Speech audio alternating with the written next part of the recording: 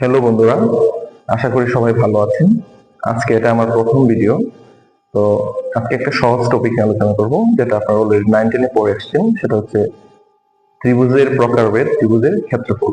তো যারা ম্যাথমেটিক্স বুঝেন এবং যাদের বেসিক ভালো ছিল তাদের এই ভিডিওটা দেখার দরকার নাই, কিন্তু যাদের ম্যাথমেটিক্স এর বেসিক খুব একটা ভালো না, কিন্তু এখন বিসিএস, ব্যাংক সহ অন্যান্য সরকারি চাকরির প্রস্তুতি নিচ্ছেন, তারা আমার সাথে থাকতে পারেন এবং আমার ভিডিওগুলো দেখতে পারেন। আশা করি উপকৃত হবেন। ত্রিভুজ ত্রিভুজ মূলত আমরা যদি ত্রিভুজকে কোণ ভেদে বিভক্ত করি, তো ত্রিভুজ হচ্ছে তিন প্রকার। একটা হচ্ছে সমকোণী ত্রিভুজ, সূক্ষ্মকোণী ত্রিভুজ, আর একটা হচ্ছে স্থূলকোণী ত্রিভুজ। আবার ত্রিভুজকে যদি আমি বাহু ভেদে বিভক্ত করি, তাহলে ত্রিভুজ হচ্ছে তিন প্রকার। একটা হচ্ছে সমবাহু ত্রিভুজ, সমদ্বিবাহু ত্রিভুজ, আর একটা হচ্ছে বিষমবাহু ত্রিভুজ। সমকোণী ত্রিভুজের ক্ষেত্রে যেটা হয় যে সমকোণী ত্রিভুজের ক্ষেত্রে যেটা হয় যে একটা কোণের পরিমাণ 90 ডিগ্রি, এবং সমকোণী ত্রিভুজের যে অতিভুজ আছে, অতিভুজটার উপর যদি আমি একটা অতিভুজকে যদি বাহু ধরে যদি আমি একটা বর্গ চিন্তা করি, সেই বর্গটার মধ্যে লম্ব এবং ভূমি, সেই দুটাকে বাহু ধরে যদি আমি বর্গ চিন্তা করি, তাহলে ওই বর্গটা এরিয়া যা হবে, ক্ষেত্রফল যা হবে, লম্ব এবং ভূমির এরিয়ার যোগফল কি হবে? সেম হবে। এই কারণে আমরা বলি যে AC square equals to AB square plus BC square. অর্থাৎ এসি যদি কোনো একটা বর্গের বাহু হয়, তাহলে এটার ক্ষেত্রফল হবে হচ্ছে এসি স্কোয়ার। বিসি যদি একটা বর্গের বাহু হয়, তাহলে তার ক্ষেত্রফল হবে বিসি স্কোয়ার। এবি যদি একটা বর্গের বাহু হয়, তার বর্গের ক্ষেত্রফল হবে হচ্ছে এবি স্কোয়ার। সমকোণী ত্রিভুজের ক্ষেত্রে AC square equals to AB square plus BC square. অর্থাৎ অতিভুজকে বাহু ধরে আমরা যে বর্গটা চিন্তা করব, সেই বর্গটার ক্ষেত্রফল হবে ভূমি এবং লম্বকে বাহু ধরে যে বর্গটা পাবো, সে দুটার সমষ্টির সমান। ধরলাম অতিভুজ হচ্ছে 5, লম্ব হচ্ছে 4 এবং ভূমি হচ্ছে 3। তাহলে সমকোণী ত্রিভুজের ক্ষেত্রে 5 square equals two 4 square plus 3 square হবে, যেমন 25। এখানে এখানে আসবে হচ্ছে 16, এখানে আসবে 9, 9 আর 16 মিলে 25। এগুলো সমকোণী ত্রিভুজ। সূক্ষ্মকোণী ত্রিভুজের ক্ষেত্রে দেখা যাচ্ছে যে সূক্ষ্মকোণী ত্রিভুজে কিন্তু এখানে কোণটা ছিল 90 ডিগ্রি, এখানে কিন্তু 90 ডিগ্রি হবে না, কোনো কোণই 90 ডিগ্রি হবে না, প্রত্যেকটা কোণই 90 ডিগ্রির চেয়ে কম হবে এবং তিনটা মিলে 180 ডিগ্রি হবে। তো এই ক্ষেত্রে আমি অতিভুজকে যদি আমি একটু কম ধরি, তাহলে সেটা 90 ডিগ্রিতে, ধরো অতিভুজ আমি ধরলাম হচ্ছে 4.5, তাহলে আমার বাহু হচ্ছে একটা 3.5 আর একটা হচ্ছে 4। তো সেক্ষেত্রে আমার এসি স্কোয়ারটা কি হয়ে যাবে? এবি স্কোয়ার এবং বিসি স্কোয়ারের যে ক্ষেত্রফল আছে, এবি স্কোয়ার এবং বিসি স্কোয়ারের যে যোগফল আছে, সেটা থেকে কি হবে? কম হবে। এই কারণে 4.5 ধরলাম, আগে ধরছিলাম 5, এখন ধরছি হচ্ছে 4.5। 4.5 এর স্কোয়ারটা যা হবে, সেটা 4 স্কোয়ার এবং 3.5 স্কোয়ারের থেকে একটু কম হবে। এই জন্য এটা সূক্ষ্মকোণী ত্রিভুজের ক্ষেত্রে এটা হবে হচ্ছে কি AC square less then AB square plus BC square.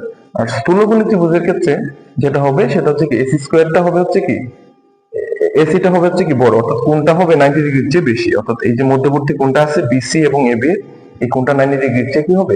বেশি হবে। বেশি হওয়ার কারণে 3 এবং 3.5, একটা হচ্ছে কি, এটাকে যদি আমি ভূমি ধরি আর এটাকে আমি আরেকটা বাহু ধরি, তাহলে এই যে বাহুটা হবে, এটার যে স্কোয়ারটা হবে, বর্গটা হবে, সেটার ক্ষেত্রফল, এটার ক্ষেত্রফল, এই বাহুটার যে বর্গটা সেটার ক্ষেত্রফল এবং এই বাহুটার যে বর্গটা সেটার ক্ষেত্রফলের থেকে কি হবে? যোগফলের থেকে বেশি হবে। তো সহজ কথায় আমি যদি বলি, সমকোণী ত্রিভুজের ক্ষেত্রে এইটা হচ্ছে ফুলফিল করবে, AC square equal to AB square plus BC square.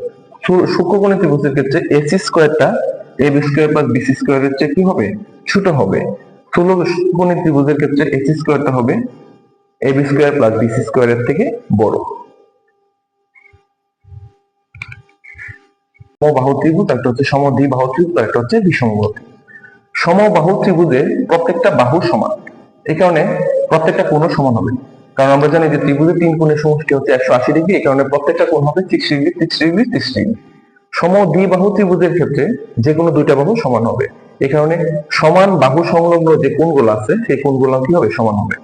এ এবং এই দুইটা বাহু সমান এবং এই দুইটা বাহু সংলগ্ন কোণ হচ্ছে সমান। এটাও থিটা ধরছে, এটাও থিটা ধরছে। আর একটা বাহু হচ্ছে বি, এটার জন্য এই কোণটা হয়ে গেছে আলফা। অর্থাৎ তিনটা কোণ এর সমষ্টি 180 ডিগ্রি হবে, কিন্তু যে কোনো দুইটা কোণ হচ্ছে সমান হবে।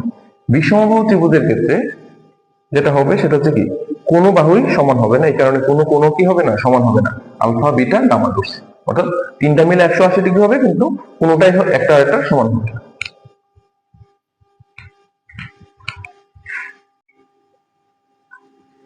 আচ্ছা, এবার আসি ত্রিভুজের ক্ষেত্রফল। আমরা জানি যে ত্রিভুজের ক্ষেত্রফল মানে হচ্ছে হাফ ইন্টু ভূমি গুণ উচ্চতা। আসলে যে কোনো ত্রিভুজের ক্ষেত্রফল মানে হচ্ছে হাফ ইন্টু ভূমি গুণ উচ্চতা, কিন্তু তারপর আমরা পরীক্ষার মধ্যে কিন্তু এটা দেখা যেতে পারি না। যদি সরাসরি ভূমি এবং উচ্চতা দেওয়া থাকে সেক্ষেত্রে আমরা অ্যান্সারটা বের করতে পারি, কিন্তু কখনো যদি ভূমি উচ্চতা না দিয়ে ত্রিভুজের বাহুগুলো দেওয়া থাকে সেক্ষেত্রে আমরা ভূমি কোনটা এবং উচ্চতা কোনটা সেটা আমরা বের করতে পারি না। তো নরমালি যদি এরকম থাকে যে কোনো একটা ত্রিভুজ দেওয়া আছে, এটার ভূমি দেওয়া আছে এবং উচ্চতা দেওয়া আছে, যেমন এই ত্রিভুজটা, এটার ভূমি হচ্ছে এ, উচ্চতা হচ্ছে এইচ, তো এটার ক্ষেত্রে হবে হাফ ইন্টু এ ইন্টু এইচ। তো এই একটা ত্রিভুজ, এটার ভূমি হচ্ছে এ এবং উচ্চতা হচ্ছে এইচ, এটার ক্ষেত্রে সেম, এটার ক্ষেত্রে সেম। তাহলে উচ্চতা মানে হচ্ছে ত্রিভুজের যে শীর্ষ যে বিন্দুটা আছে সেটা হচ্ছে সেটা থেকে ভূমির উপর লম্ব দূরত্ব, সেটাই হচ্ছে আমার ত্রিভুজের উচ্চতা হবে। তো যদি এরকম থাকে যে সমবাহু ত্রিভুজ বা সমদ্বিবাহু ত্রিভুজের কথা বলে, যে তাদের ক্ষেত্রে আমরা কি বলবো, সমদ্বিবাহু ত্রিভুজের ক্ষেত্রেও সেম। সমদ্বিবাহু ত্রিভুজের ক্ষেত্রে কি দেওয়া আছে, দুইটা বাহু সমান এবং একটা বাহু হচ্ছে অসমান। আমরা ধরলাম দুইটা বাহু হচ্ছে এ এ এবং অসমান বাহুটা হচ্ছে বি, যেটা হচ্ছে ভূমি। তো এই ক্ষেত্রে তার ক্ষেত্রফলটা কি হবে, স্বাভাবিকভাবে হাফ ইন্টু ভূমি গুণ উচ্চতা হবে। তো ভূমি হচ্ছে আমার কি, হাফ দিলাম, ভূমি হচ্ছে আমার বি দিছি।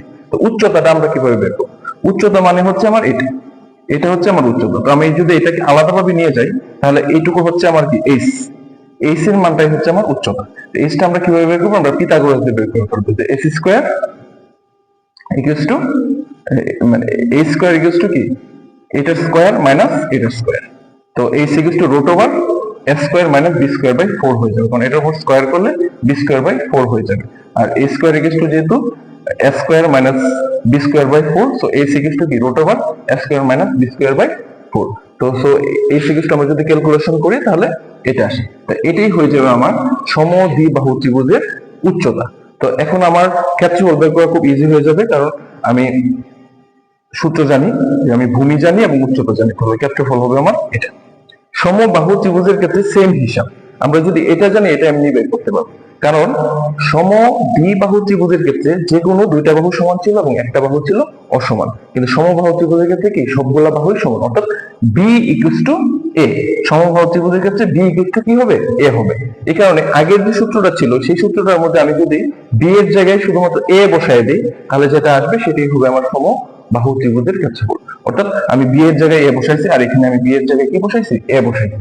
তো এখানে আমি এ বসাইছি, এ বাই 4 হবে, এখানে হচ্ছে কি 3 স্কোয়ার, তাহলে কি হবে রুট ওভার 3 বাই 4 স্কোয়ার। অর্থাৎ এখানে রোটে এবং স্কোয়ারে কেটে যাবে, একটা এ থাকবে আর এখানে একটা এ, একটা দুইটা এ মিল হচ্ছে স্কোয়ার আর রুট 3 বাই 4। তো এইভাবে আমরা হচ্ছে যে কোনো ত্রিভুজের ক্ষেত্রফল বের করতে পারবো।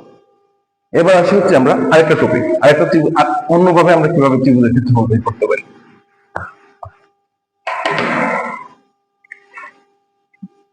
এই পর্যায়ে যদি কখনো এরকম থাকে যে ত্রিভুজের বাহু দেওয়া আছে এবং মধ্যবর্তী একটা কোণ দেওয়া আছে, সেক্ষেত্রে আমরা কিভাবে ক্ষেত্রফল বের করবো।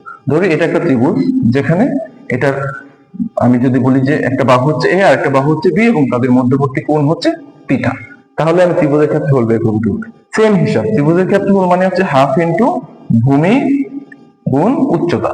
তাহলে এখানে আমার ভূমিটা কি, আমি ভূমিটাকে ধরলাম হচ্ছে এ, আর উচ্চতাটা কি হবে, উচ্চতাটা আমি আসলে এখানে দেওয়া নেই, তাহলে উচ্চতা আমরা কিভাবে বের করবো, আমরা ত্রিকোণমিতির মাধ্যমে উচ্চতাটা বের করবো। আমি ধরলাম এটা হচ্ছে আমার উচ্চতা এইচ, তাহলে এইচ ইকুয়াল টু হবে হচ্ছে কি বি সাইন থিটা, কারণ আমরা জানি কি সাইন থিটা সমান সমান হচ্ছে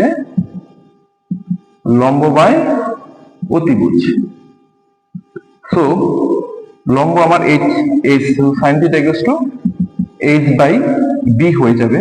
so H equal to B sine theta. তো আমরা কিন্তু বলতে পারি যে এই ত্রিভুজটার উচ্চতা হচ্ছে বি সাইন থিটা, তো এখানে হবে হচ্ছে বি সাইন থিটা। সুতরাং আমার ত্রিভুজের ক্ষেত্রফল হবে half A B sine theta. এইভাবে আমরা মোটামুটি যদি ত্রিভুজের বাহু দেওয়া থাকে তাহলে আমরা ত্রিভুজের ক্ষেত্রফল বের করতে পারবো। আবার এরকম যদি হয় যে কোনো একটা ত্রিভুজ যেটা কোনো বাহুই সমান না, অর্থাৎ বিষমবাহু ত্রিভুজ, কোনো বাহুই সমান না, বিষমবাহু, সেক্ষেত্রে আমরা কিভাবে ক্ষেত্রফল বলবো। কোন একটা ত্রিভুজ যদি বিষম হয়, ধরি এ বি সি, তিনটা বাহুই হচ্ছে কি অসমান, সেক্ষেত্রে ত্রিভুজের ক্ষেত্রফলটা হবে হচ্ছে, আমরা প্রথমে তাদের পরিসীমার অর্ধেক বের করে নেব, অর্থাৎ এস, এস মানে হচ্ছে কি তাদের পরিসীমার অর্ধেক, A B C by 2। ABC হচ্ছে এবিসি এ প্লাস বি প্লাস সি হচ্ছে ত্রিভুজের পরিসীমা, আর এস হচ্ছে পরিসীমার অর্ধেক। এক্ষেত্রে ক্ষেত্রফল হবে হচ্ছে S into S minus A, S minus B, S minus C.